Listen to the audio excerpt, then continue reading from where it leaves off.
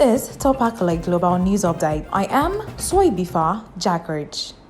Qatar has mediated an agreement between Egypt, Israel, and Hamas in coordination with the US, which will allow limited evacuations from besieged Gaza. The agreement will allow foreign passport holders and some critically injured people to live through the Rafah border crossing between Egypt and Gaza, though there is no timeline for how long it will remain open for evacuation. The source added, the deal is not linked to other issues under negotiation, such as hostages held by Hamas, the Palestinian Islamic group that governs Gaza, or pauses designed to ease a humanitarian crisis in the enclave, which is suffering from food, water, fuel, and medical shortages. The sources said Hamas has told mediators it will soon release some of the 200 or so foreign captives it had seized during the attack on Israel. Abu Ubaida, the spokesperson of the group's armed wing, Al-Qasim Brigades, said in a video on the Telegram app on Tuesday. He gave no further detail on the number of captive or their nationalities. Israel besieged Gaza after the Hamas attack, and the UN and other aid officials have said civilians in the enclave are living in a public health catastrophe, with hospitals struggling to treat casualties as electricity supplies peter out. On Wednesday, communications and internet services were completely cut off in the enclave again. Gaza's largest telecommunication provider, Patel, said Israel has vowed to annihilate Hamas after several inconclusive war during back to the militant group's 2007 takeover of Gaza. Prime Minister Benjamin Netanyahu has dismissed international calls for humanitarian pause in fighting to enable emergency aid deliveries to civilians.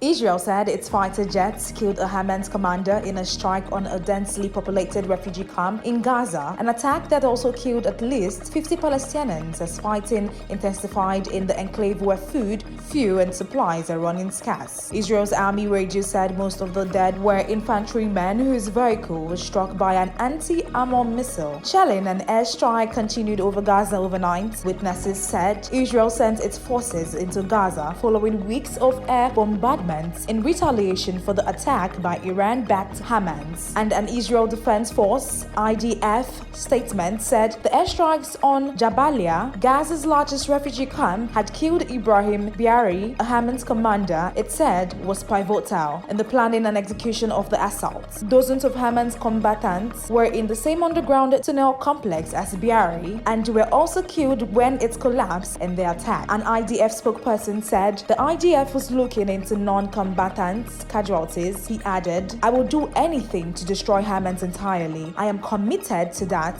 That is the war for the future of Israel, nothing less. Israeli Defense Minister Yoav Gallant told reporters on Wednesday, Hamas terrorists have two options, either be killed or surrender without conditions. Hamas spokesperson Hazim Qasem denied any senior commander was in the camp and called the claim an Israeli pretext for killing civilians. Palestinian health officials said at least 50 Palestinians were killed and 150 wounded. The blast left large craters surrounded by wrecked buildings. Israel repeatedly warned Gaza residents to evacuate northern areas, and while many have gone south, many have stayed. On Wednesday, communications and internet services were completely cut off in the enclave again, Gaza's largest telecommunication provider, Patel, said.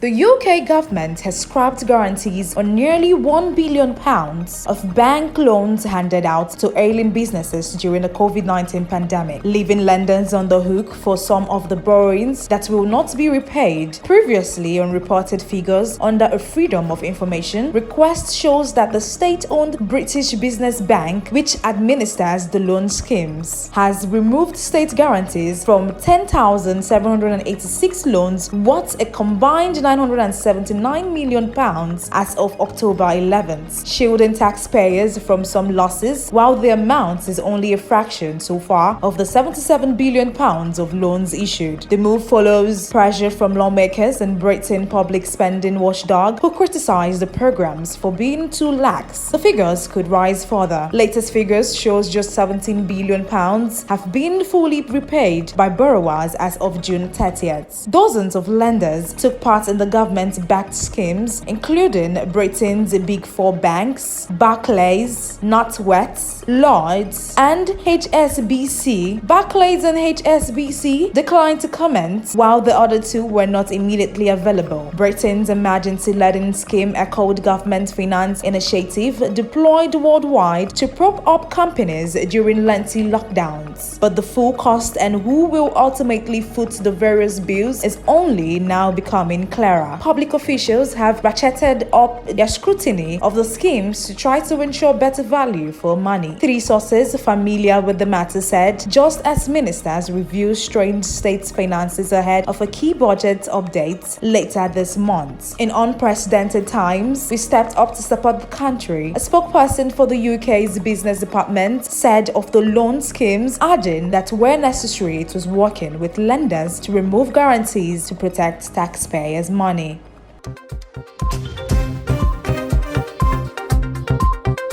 North Korea is poised to close as many as a dozen embassies, including in Spain, Hong Kong, and multiple countries in Africa, according to media reports and analysts, in a move that could see nearly 25% of Pyongyang's missions close worldwide. North Korea's recent closing of its diplomatic missions was a sign that the reclusive country is struggling to make money overseas because of international sanctions, South Korea's Unification Ministry said on Tuesday.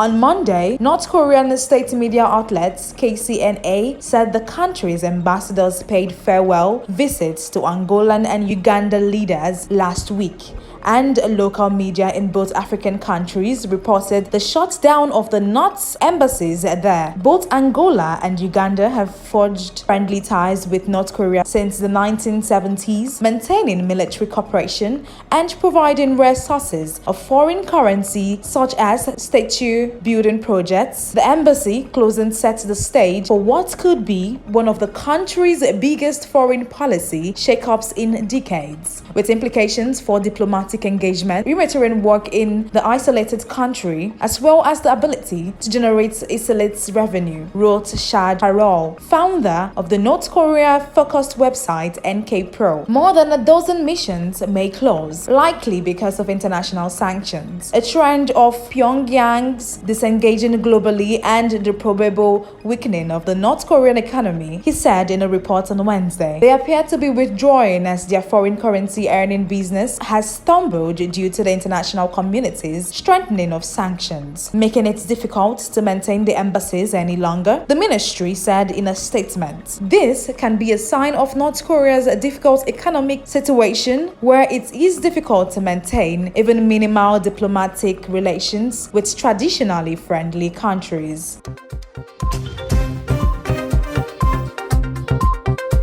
Sportswear brands like Adidas and Puma are seeking to take advantage of flirtation with soccer by the fashion world to reach a new customer base, building in part on demand created by this summer's successful Women's World Cup, with celebrities like Kim Kardashian seen attending matches and wearing soccer jerseys. Clubs to spy new merchandising opportunities. One Premiership team has hired a creative director to expand its apparel offering, while Adidas in September launched an exclusively off-pitch apparel collection for some of the big-name team it sponsors. The Women's World Cup showed that there is huge unmet demand for soccer-related merchandise for women. Nike drew a backlash from fans for not offering replica kits for England's Mary Earps and other goalkeepers playing in the competition. But the trend extends to fashion-conscious fans of both sexes, Boss B said. Premiership clubs have a lot of wealthy supporters, but very few of the items they sell appeal to them, whether men or women. Second Division Greek football club Athens Kalitia is among those giving its jerseys a makeover. Its campaign shows women wearing the unisex tops with satin skirts and styled as smart casual clothing to wear out to dinner. Kardashians has been spotted wearing vintage Roma and Paris Saint-Germain skirts, while 20-year-old model Mia Regan paired an Arsenal shirt with a long denim skirt and boots at a Paris Fashion Week show in October.